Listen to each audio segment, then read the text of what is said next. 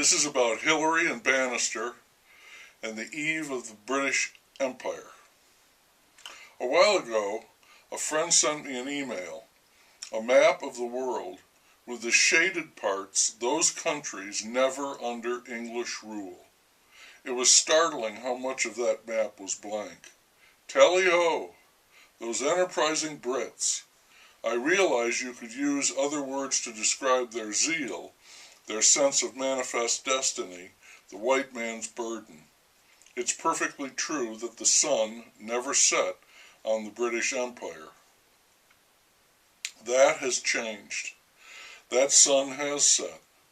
Colonialism in general fell into disfavor. Native people wanted to govern themselves and were willing to die to do it.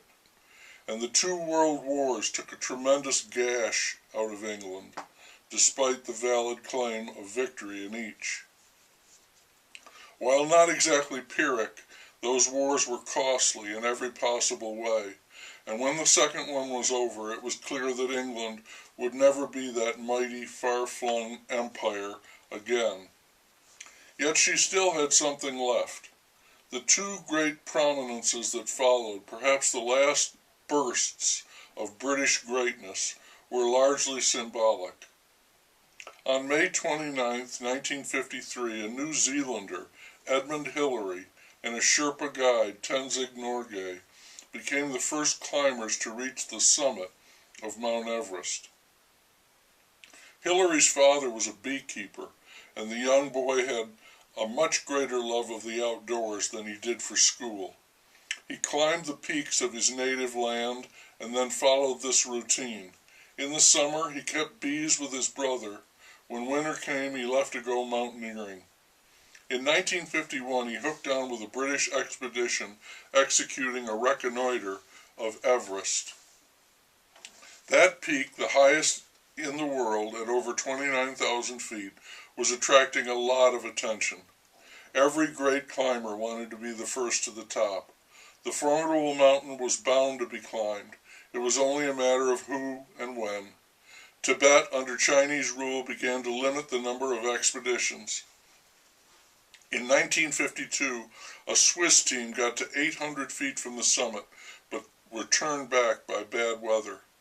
The next year, Tibet allowed a team from England, led by John Hunt, to have a go, as the British might say.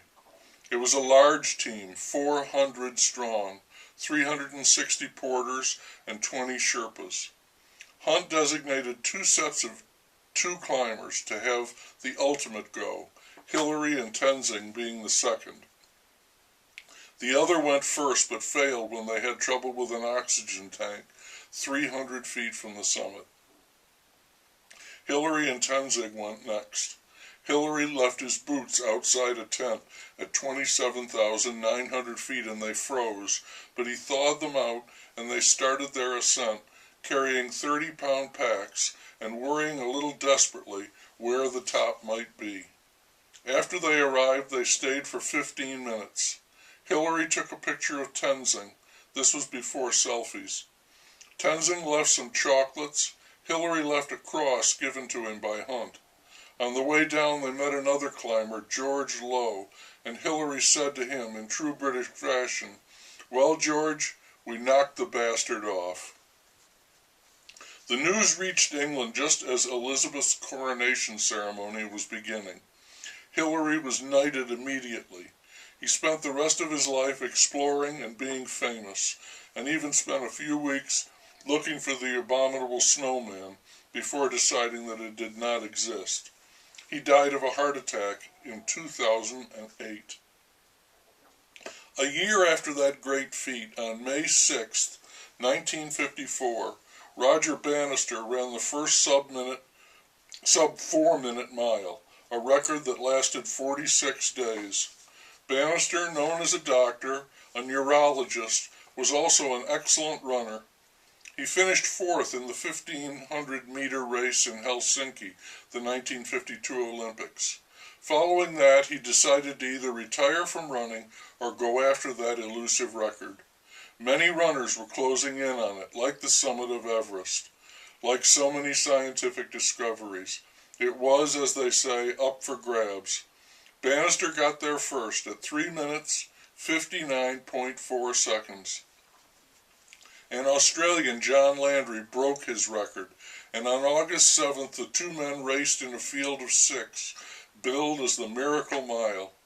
Landry led for most of the race, but as he famously glanced back, Bannister passed him and won. He retired from running to work in medicine and was knighted in 1975. He died about 1 month ago in this year of 2018. And that was it for English glory, until the Beatles and the so-called British invasion in the 1960s. When a country starts knighting musicians, the days of empire are more than likely long gone.